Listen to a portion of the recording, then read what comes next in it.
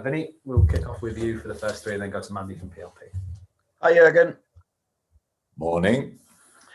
First of all, congratulations on being named Best FIFA Men's Coach for the second year in a row. I know you quoted Arsene Wenger in saying to be a good coach, a world-class team helps. And obviously you've got 4 players named in the World 11 as well. But ultimately, you're responsible for assembling and getting the best out of that team. So what does an award like this mean to you personally? Well, thank you very much, first of all. Yeah, I'm grateful for it. Obviously, for the first moment, it was like everybody else. I was like looking a little bit wide-eyed, like how did that happen? I didn't expect it, not at all. I thought Hansi Flick won pretty much everything in the last year. That would be the case. I wanted to be there because I wanted to show respect, because I was last year in Milan, and when it was a really nice event. And Pochettino was there as well, and this kind of stuff. So I thought that night, if I will be nominated again, I will show up, even if I have no chance to win it. And then now, meanwhile, I know that it's like obviously 4 different categories. Managers all over the world voted, the majority of them voted for me, the players as well, media and fans, obviously more for Hansi Flick, which I get completely. And then it's not my choice. So I'm happy about it, to be honest. It's a special thing for my coaches and me. I saw them now already. They are buzzing. And actually, if you would have asked me, are you the world's best coach? I would have said no. If you would have asked me, do you have the world's best coaches around you? I would have said yes. So we take the award like this. It's all good. There are more important things in the world, but it's a nice one. I've got to ask you about this again, because obviously there was a vote yesterday. 5 substitutes wasn't voted in, but the naming of 9 players on the bench was. How adequate a compromise is that, in your view?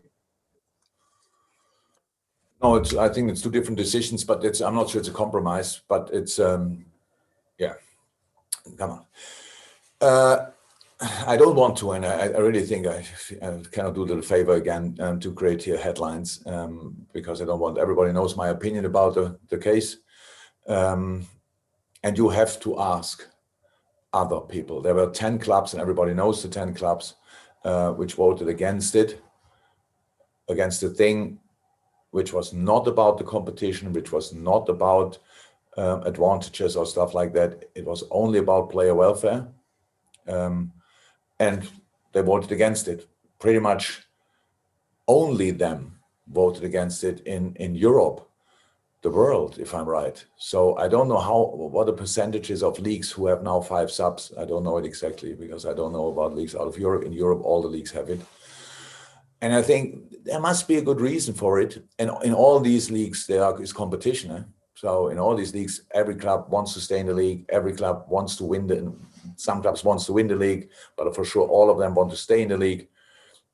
But here's the only country, pretty much the only league, because the championship decided differently, where we do it differently. So it's not me to give an answer. You have to ask the others, and I will try to catch up with all the articles you write about that if you do that.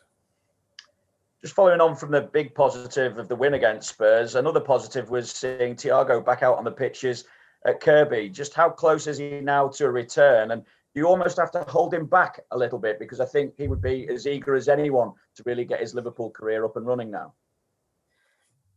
He is. And we already made jokes here.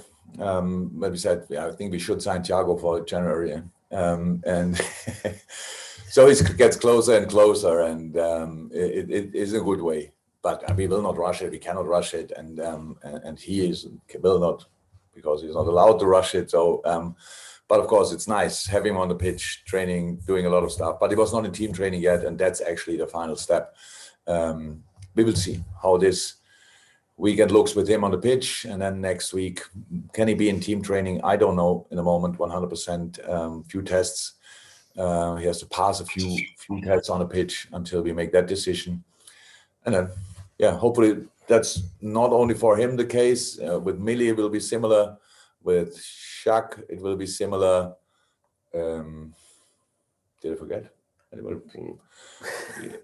If I forgot somebody, it's not I'm disrespectful. It's just a lot of players are injured in the moment. So thank you, Vinny. And we go to Mandy and say congratulations for winning the Christmas tree off with Vinny there. Much better. So your 2 questions, Mandy. Thank you, first of all. Not quite Jurgen's award, but I'll take it. Jurgen, some would say that Palace have had a very inconsistent start, but they've obviously beaten Southampton, United, they've drawn with Spurs. So how impressed have you been by them so far? Very. Just because of the talent of the group, so I have to say. So results is one thing, and it's very important for the specific clubs. But for me, it's much more important what kind of performance level they are capable of, and that's impressive, I have to say. But if you go through the ranks, the strikers they have in the squad, it's now they played with Zaha and Benteke, and Benteke had a red card. But on the bench in that moment is Ayew, which was one of the main players last year, and Badrawi. So they have made good signing with Eze, a really good, talented boy. Gives them the freedom to put Zaha a little bit higher up on the pitch because maybe a similar profile, the 2 boys. And very experienced last line, made Kanouté now a centre half. Mamadou Sakho is injured, so they could even rotate. I think Cahill and who else was not even in the squad for the last game, which will play 100%. And Schlupp. I think Cahill and Schlupp were arrested for the game against us. So that just shows you how confident they are and how comfortable the situation they have. And so I'm impressed about the performance level they are able to play. But consistency, I have nothing to do and don't know exactly about that. But they look good, they look sharp, so it will be a tough one.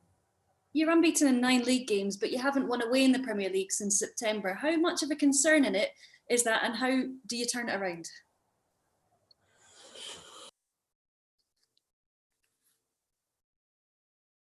We didn't feel it. Maybe that's the mistake, but it's not that we. It was a little bit about the opponents away. We were slightly unlucky as well in 1 or 2 games, I would say.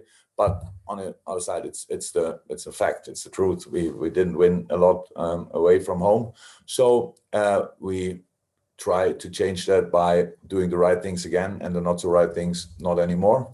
Put another shift in, just these kind of things. Playing the best possible football is actually the plan, away and home, and from time to time we could achieve that, and we try tomorrow again. Okay, we go to Ian Kennedy and then James from TalkSport and then Carl, and that'll conclude the Open. But Ian Kennedy from BBC Merseyside first. Hi, Jurgen. Just following on from that point, are you finding, because you are the champions now, are you finding this season, particularly away from home, as we've mentioned there, the teams are raising their game because they want to beat the champions? Does that make it more difficult away from home this season? It would be probably a better question to ask the other teams if they are more desperate now to beat us. Honestly, since I'm at Liverpool, my feeling is wherever we go, everybody wants to beat us. So the great history of this club, for different reasons, doesn't.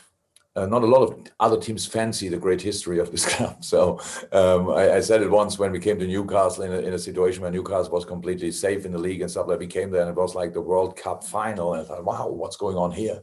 So the reason must be in the past. Because we didn't do anything wrong against Newcastle since I'm here, at least I think. So that's it. I don't know, but we didn't even come in a situation where we felt like the reigning champions, if you want, maybe the first or the second match day. Since then, we just try to sort our own problems and to get through it somehow. So our smallest problem in the moment is that we won last year and everybody wants to beat us now. That everyone wants to beat us. I know that's a problem, but is it because we won the league last year? No idea. And it's so important to make a fast start right from the beginning of a game. I think it was something you spoke about after the Fulham game, but you seem to do it against Tottenham. Okay. Yeah. Oh, it's true. Yeah, that's true. I think it was Gini in the dressing room before the Tottenham game. Don't let don't let us waste the first half again. He was shouting through the dressing room. We should have shouted that again before we came out of the dressing room after halftime, because we wasted kind of 10, 15 minutes then. So obviously, yeah, it was a different game, but makes completely sense. But if you don't have the perfect start, which is completely normal because it can happen, then you have to restart in the next minute, not after halftime. So yeah, we have space for improvement. It's incredible. But the boys played a pretty good game in the last game. It was a really difficult game. And so now we feel good in this moment, and we try to use that. Fantastic. Okay, we've got James from TalkSport, Carl from Press Association, and if people can start using the hands up for the breakout section, that'd be great. James, TalkSport first. Jurgen, I believe I'm right in saying there's something like 62 hours between the end of the Spurs match and the start of the Palace match tomorrow. So how have preparations been for the game, and what sort of contest are you expecting? Because Crystal Palace are in quite a similar situation. Yeah, that's the main difference this time to all the other games we played at 12:30. When two teams have exactly the same, it doesn't make the timing better. It's just then obviously a fair competition. So yes, we had that much more often than all the other teams, but that's now not the problem. The problem is now between Wednesday night and Saturday 12:30. There's not a lot of time for anything, and we will see who can cope better with that. But it's the most tricky thing to do for a manager, I can tell you. Okay, Carl Markham's finished the Open, then we'll go to the embargo, which I'll make clear. Hi, Jurgen. Carl? Just following on from that, after this game, you've got an 8-day break before your next game. I'm just wondering if that gives you a chance to give the players an extended period of time off in this period. Yeah, we meet again an hour before the West Brom game. No, they will have a day off, of course. But the thing is that we have to prepare the rest of the season as well. So it's like do nothing or do recovery is a massive difference. But of course, they will have time off. That's clear. But we will for sure use the first 2-3 days for extended recovery. However, we'll do that. Not finally decided yet. And but then we will prepare the West Brom game, obviously, and the rest of the season, because you cannot train in this period. So yes, the intensity of the amount of games is really a hard one, but no time for proper training is another challenge, and that's what we obviously want to use then, and hopefully it will help us for the rest of the season. And also, continuing that point, Andy Robertson's played every minute of every Premier League game so far. Gini's played every minute, apart from maybe one game. I'm just wondering, as a manager, how welcome is that for you to know you can rely on sort of the resilience of those players, week in, week out? Very welcome. But again, don't want to speak about it. Just happy about it. Fine. No more words. Sorry, Carl, I think you're falling victim to superstition there. Thank you. So that is the conclusion of the Open part of the press conference. So